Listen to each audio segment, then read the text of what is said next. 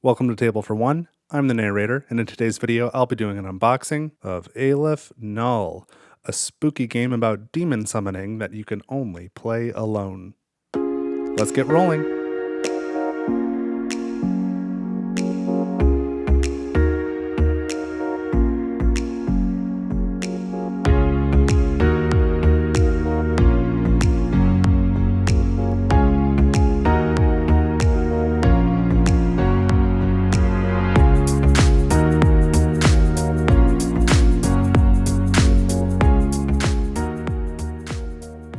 Alright, so I am excited to unbox Aleph Null.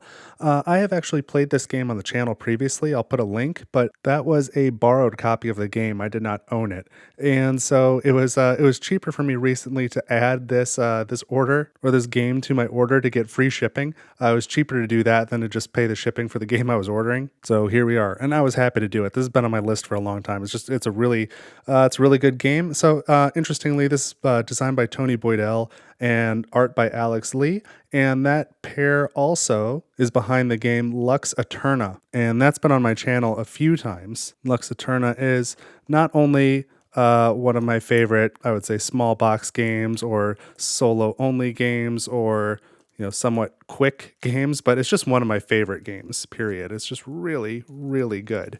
So like I said, that's been on the channel a few times before. And Aleph Null I have played. It is a known quantity, so I know that I like this game. And then in addition, just since I called them out, in addition to Tony Boydell designing the game and Alex Lee doing the art on this one, you can see there's an official soundtrack by Nicholas O'Neill. It looks like my box got a little scuff on it or something. Not the end of the world. Maybe that's part of the artwork. Kind of hard to tell. That actually might be part of the artwork. Anyway, let's see what's in here. So I really like the just the way they integrated the theme in this one. So you can see this is the ritual rather than the rule book. So here's the components. It's mostly cards and one big set piece. We'll get to that. There's a few tokens. Tells you how to play the game. I will say, oh look, there's sheet music too for the soundtrack. That's pretty neat. I will say that if you have not played this game before, you really need to dedicate your first playthrough to be a learning game, a quote-unquote learning game, because there are things that you won't really know you need to know until you're playing it. Now, luckily, it plays pretty quickly. It's like a 20-minute game. Got our tokens here, a couple decks of cards, and then this giant wooden like page holder, like you'd put a book on it. So this holds the grimoire. So you've got a couple of cards that are going to go on there, and you're going to flip them like a book. So that's pretty cool. And here's our tokens. But just for example, you might what do I remember? It's been a while since I've played, but I remember that you need to know how many Tanists are in your deck, and if you don't know what a Tanist is, then you're going to have a hard time knowing how many are in the deck. So again, the bane of my board game existence, a lot of single-use plastic on these cards.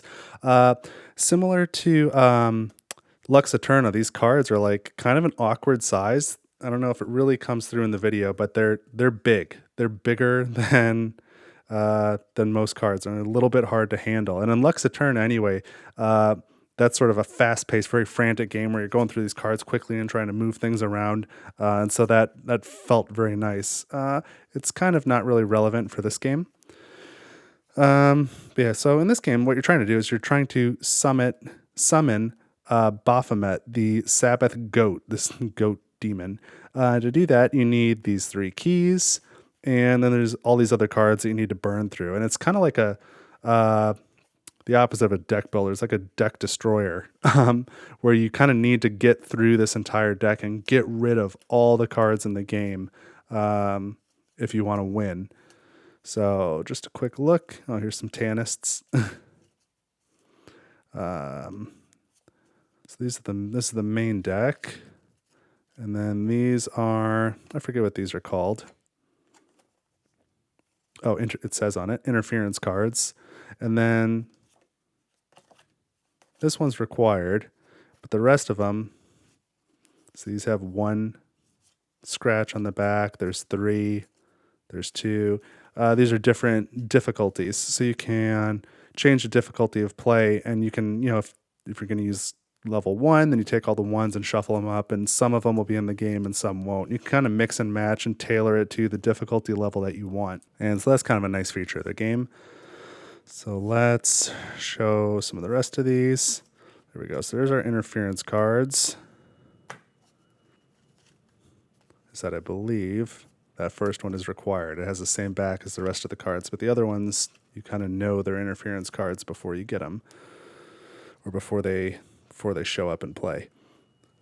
So I'll put this here, and then this is really neat. This Grimoire Verum. So this is sort of the little booklet that you place on here to play, but it's also like your round tracker. So it's not purely cosmetic.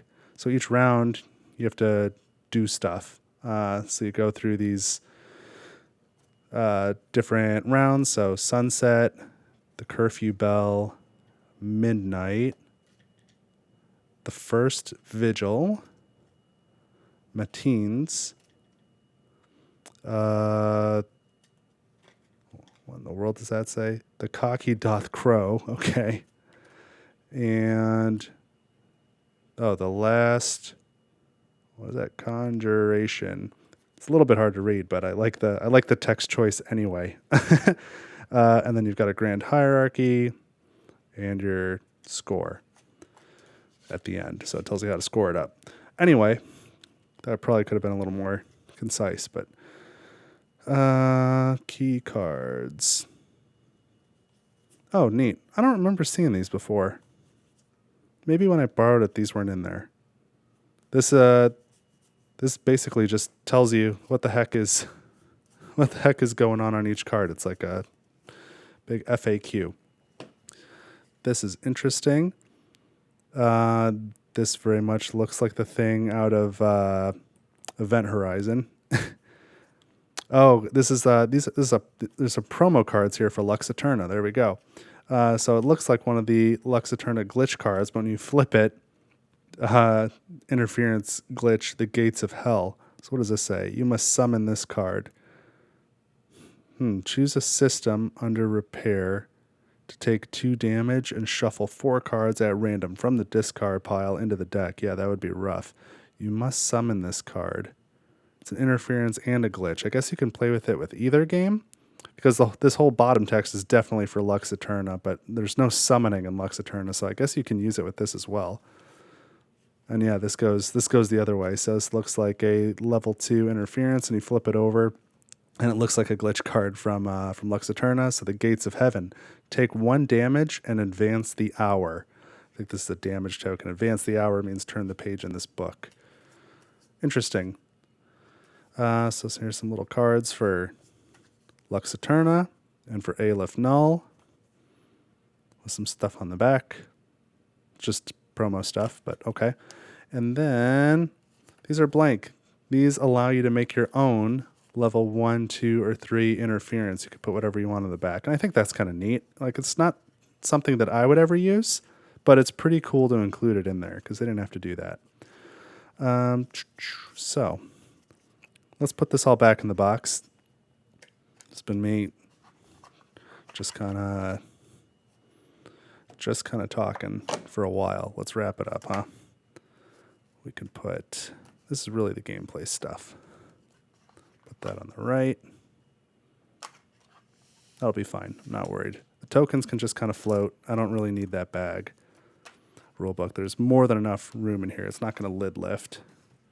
And there we go. That's what's in the Aleph Null box. So again, I'll put a little link at the end on my solo playthrough that I've already posted on Aleph Null, but I think I'll get this on the channel again. It seems like a really good Halloween / Friday the 13th option, along with, what do I usually play? The Night Cage and sometimes Nemesis, but I've played a lot of Nemesis lately, so that one's probably on the back burner, but this is a good one to include on those sorts of days. It's really thematic, and it's been a while since I've played it, so I'm excited to get the chance to get it to the table again. But But if you like this video, let me know by leaving a like on it. And if you've played Aleph Null, let's talk about it in the comments. I'd love to know what you think. And of course, you can always feel free to subscribe to the channel if you have not done so yet, share the video with somebody else who might like it, or you can head over to my Ko-fi page, ko-fi, and leave a donation to the channel to help keep things running, and that would be greatly appreciated. But that's what I've got this time on Table for One. Thank you so much for watching. Appreciate you being here. I'm ready to play some Aleph Null. I will see you in the next video.